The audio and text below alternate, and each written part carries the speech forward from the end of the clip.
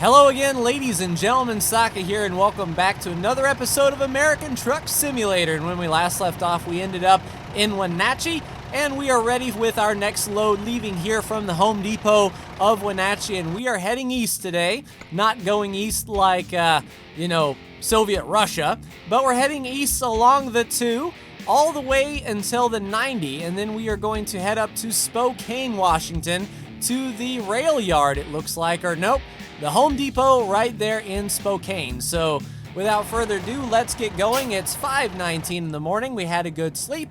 We repaired up the truck and got fuel. So there is nothing holding us back from getting going today. Nice double trailer here though. It'll make drop-off very easy. That's one thing I like about these doubles is drop-offs are a breeze. But what is not a breeze is getting through this gate. All right, come on. Open her up. Luckily, they have blocked off the little area over there, so we don't have to worry about any cross traffic. So we'll just go out here as much as we can, cut her over, and get on the open road. Very nice. So we're going to have to do a little bit of a loop here, according to the land navigation. All right, clear on the left, clear on the right. Sure, we rolled it, but why not? I wonder how many truck drivers do that. You know, they're leaving a place and there's just a stop sign, but it's 5 in the morning. No one is stirring, not even a mouse, and they just head out. Makes sense to me. We'll set our cruise for 35 here as we round the corner and get on the highway. But thank you so much for joining me for another episode of American Truck. I do enjoy playing it. It's one of those chill games that I just sit back, relax, and, not have to plan too awful much, which when you're playing a game like Kerbal Space Program, it comes in handy to just hop in and go wherever the road may take you, literally and figuratively. Which is my style of recording anyway. I usually don't like to plan out too much. I like to have a goal in mind that I'd like to achieve. Hello, Colorado River. Nice sunrise over here with the Colorado River. Very scenic, very cool. Hauling that lumber. All right, so the lane is going to end here, and very light traffic. I do have to say, we're not in the thick of it too awful much. Turn on our engine brake here and get slowed down. Hopefully the light will change by the time we get up there. Yes, indeed. Nice, so this load is coming up Millhouse so far.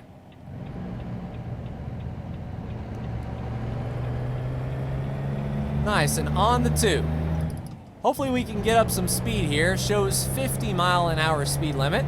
We haven't been on this side of Wenatchee before, so very cool. We get to see the sunrise, and we're heading east, so we'll be heading into the rising sun. Not the house of the rising sun, but heading into the sun. Nice tractor there. Reminds me, nice, oh crap, 45. All right, we'll back it down to 45. All right, here is a turn off here. You can take it pretty quick. And a yield. Well, I'm not seeing that much traffic, so I don't think we'll have to yield too awful much. No, we're just gonna shoot right on out. Hello, cows, good morning. How are you? Are you happy cows? Happy cows come from California, though. At least that's what I've heard. Here in my home state of Indiana, we have quite the number of cows. I don't know if they're, it's certainly not the dairy cows of Wisconsin and all the cheese and all the meats and the whatnot, but, we do okay with our cattle. Mainly soybeans and corn. Not so much livestock, but they're out there. The truth is out there, as they say. Nice, so a little bit of a windy road here. And the road did look a little bit difficult as far as the twists and turns go. And looking at this mountainous area, you could see why it would be very expensive to drill right through the heart of all these hills and whatnot. So I can see why they just made a mountain road. Very scenic though. We'll almost be to Idaho. And I don't know if we'll be able to see a welcome to Idaho sign or anything such as that nature. I don't know if we're going to be that close. But we're going to be closer than we ever have been. Cars coming up behind. I wonder if that is an officer. Well, sorry, Ossifer, we've got a pretty heavy double load here. And besides, it's telling us 50 miles an hour through the horseshoe curve. Yeah, this reminds me of that horseshoe bend in Train Sim. I don't know if you're a fan of Train Simulator. I myself haven't really got a hold of Train Simulator lately. I got it when it was like the free upgrade to Train Sim 18 or whatever. But I haven't purchased any new Train Sim, and $2,000 worth of, DLC is a little bit extravagant. Though I do have to say it's not a bad business model. Like things like that, shake people off to say, holy crap, I gotta pay $2,000 to get the whole game. Well, a game like Train Sim is so specialized that there are certain trains that you'll want to do in certain places that you'll want to do, and you won't touch everything else, and that's fine. I think that's good. Now, when you strip away things like essential maps or content or things that is required for online play, that's when it gets a bit dubious. I mean, Train Sim's a single player, it's a simulator. People spend a lot of money. Dry Falls Dam, was that? Let's take a look at that. Yeah, I can see that. I don't see the dam itself, but a lot of water there. And we have a sharp right turn coming up. Okay, so we might be entering a city. What I wouldn't give for a sun visor here. I couldn't see what city that was. I'm blinded. Junction of 155. So is that what we're hopping on here? It appears so. Now east to. All right, so Grand Coulee was that? Oh, goody goody gumdrops. The first snag in our delivery is a slow paper truck. Can we get a double yellow, please? Or a dashed yellow. We're on a double yellow, and I don't like it. Maybe up here, after this right-hander. I think, this Volvo has some get up and go.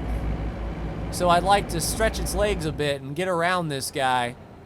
We're going basically 2/3 speed, what we should do.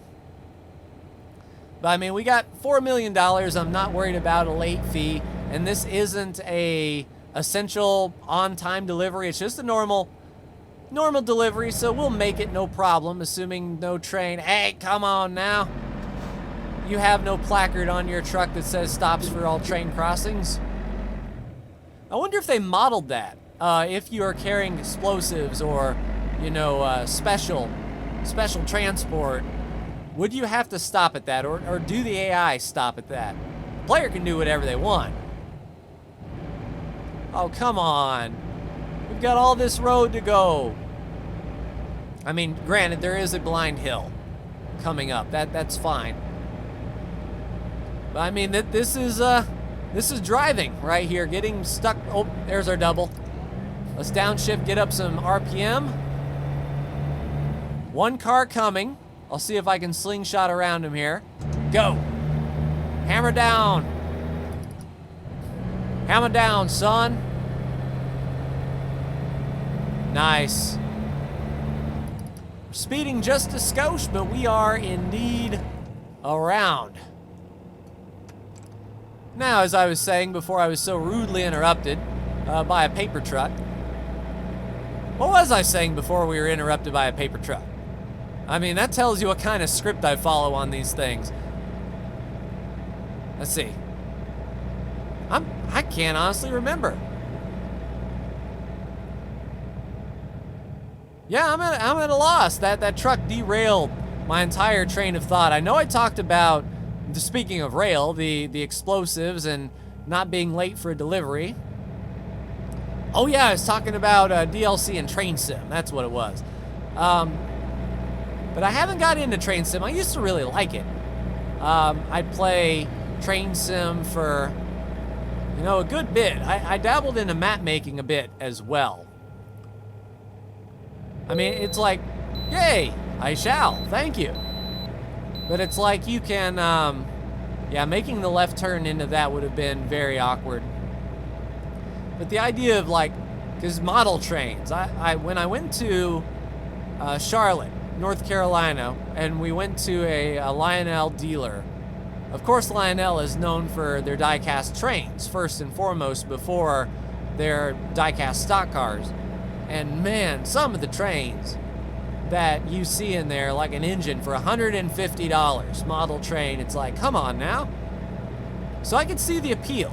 Spokane Airport and the Sunset Highway. Oh, it's 55, huh? All right, we'll slow her down to 55. So I could see the appeal of like Train Sim whenever, maybe a recovering train sim fan or a model train is like, I am tired of spending all this money on something that I don't get to drive myself. I mean, you can drive a model train, but it's not like being in the cab. It's not as immersive. So I can see the appeal. But yeah, since the latest sort of Train Sim World and all those, I haven't got into Train Sim. Been trucking, of course. Really enjoying Trucking Sim, and I have no qualms paying for the states. I mean, they put a lot of work. Ritzville, they put a lot of work into these states, and I mean, I've got 120 hours in this game, and I feel, give back to the developer to allow them to continue to flesh out the United States, because you got across the map, or whatever, where they made the entire United States, but they just copied and pasted a lot of the cities that were already in the game in location. So that's good for those that wanted to drive for a simulated long distance, but not good for the people that wanted to see like landmarks of their particular state, or things that when you drive it, you're like, yes, I am in Washington. I know exactly where I am. All right, on by Colfax and Pullman. This guy certainly is bogging it down. The double of kind of look like car parts. But are we nearing Spokane? It does look like we kind of are. 26 minutes until our destination. I don't see an exit that needs to happen yet. There's Newport and Colville, passing the General Mills truck here. And I haven't been east to Spokane. The farthest east I've ever been in Washington was Yakima. That's about it. All right, 5 of 16. So almost 1/3 of the way through the Washington DLC, seeing all the cities that there are to offer, and Spokane is just over there. So if you're from Spokane, is that what it looks like? I don't know. That's up to you. I'm sure the guys at SCS did a good job looking on Google Maps or what have you to really get the feel. But we're going to Broadway Avenue. And this looks like this is where the map ends. So Idaho may be just that, right over that hill. Who knows? I don't know how close Idaho is to Spokane in the grand scheme of things. But we're on Broadway North. But first time we really had to stop during this delivery, so that's cool. Now, I don't remember the Washington State Troopers to know if that was their paint scheme or not. I'm sure it is, but I didn't actually see too many Washington State guys while I was there. Mainly the Lakewood Police and the Fort Lewis Police. And Lakewood, is popular for being on the TV show Cops. And in fact, a few of the episodes from Lakewood, I recognize the gates, I recognize the movie theater. Like, I went and saw Star Wars Episode 2 at the movie theater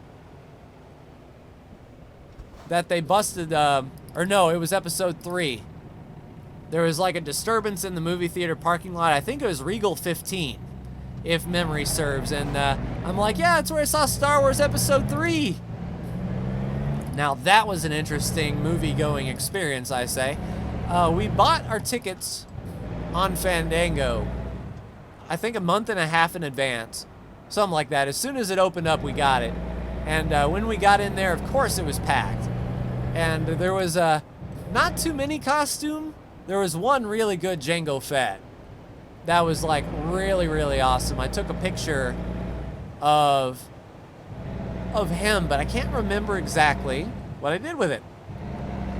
But the best costume, from sheer, you know, I guess laziness, was there was a guy wearing a cardboard box. And that's all it was a cardboard box, and on it in Sharpie, they wrote R2-D2. And it's like, yep, that's some good effort.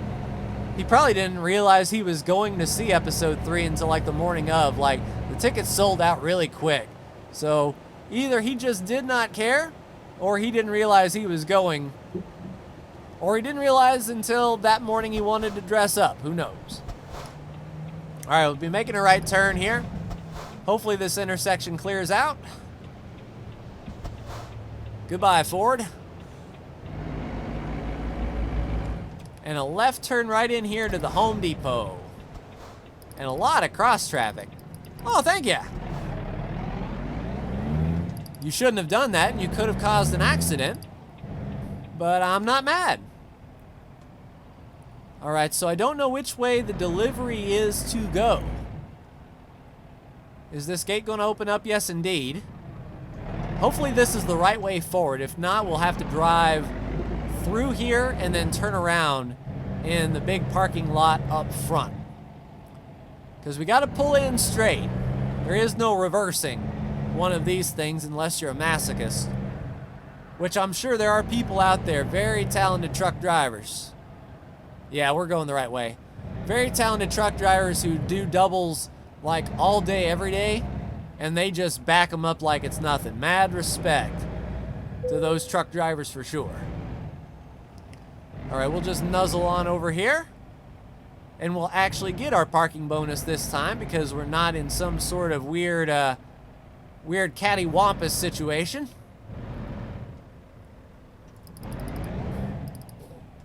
And there we go. Let's drop the trailer. Job is a good one. All right, 173 miles, 3 hours and 44 minutes. We got 7,500 bucks, and you know that is basically 1/10 of our bar from just parking that. So that looks awesome.